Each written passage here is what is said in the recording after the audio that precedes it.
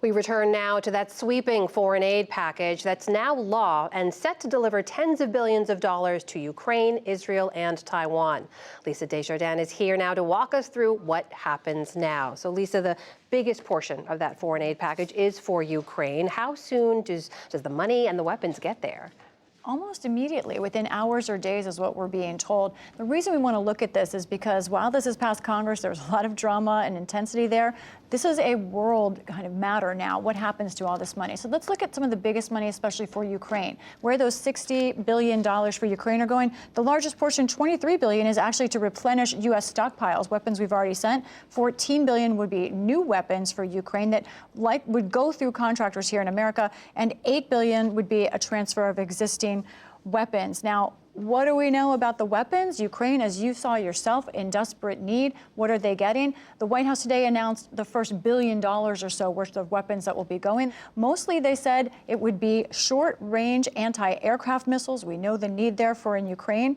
In addition, there would be artillery, those big guns, 105 millimeter, 155 millimeter Bradley vehicles. We've talked about that on this show before and the needs there in Ukraine, and anti-armor systems and mines to push back at the Russians. Now, what's not on that list of what was announced today?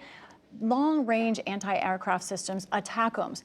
The White House did announce, and Nick Schifrin has been reporting also, that there were actually ATACMS sent in the last month secretly to Ukraine, that Biden and his administration were able to get those in there. What we didn't see on this list were Patriot missiles, those longer-range anti-aircraft missiles. Big deal because, as you saw, the missiles that Russia can send can take out areas around Kyiv, like that power plant, for example, where you saw the damage. They were in need of anti-aircraft missiles, potentially like Patriot missiles. We're waiting to see if the Biden administration acknowledges that more of those kinds of long-range, more expensive weapons will be sent soon. Lisa, as you mentioned, it was a journey to get here, right? This took over half a year amid some early Republican opposition, but it did pass overwhelmingly. What does that tell us about the Capitol right now? Really remarkable in this time of incredible partisanship that national security actually was a unifying cause, and not just any national security, but with a worldwide view. So listening to senators last night, Republican leader Mitch McConnell and Democratic leader Chuck Schumer, it was some of the most kind of unifying rhetoric I heard from both of them. They called this aid package historic. We can wish for a world where the responsibilities of leadership don't fall on us, or we can act like we understand that they do. Tonight, as at so many moments in our history, idle calls for America to lower its guard ring hollow. Failure to pass the supplemental would have been a gift to Putin, to Iran, to Xi, and hurt America politically, militarily, economically, and culturally. I'm glad that when it mattered most, finally, both parties came together to do the right thing for our nation's security. There were, of course, opponents to this, largely Republicans. Now, while there were fewer Republicans who voted no in the Senate than the previous version of this bill, those who did said this was a misguided mistake.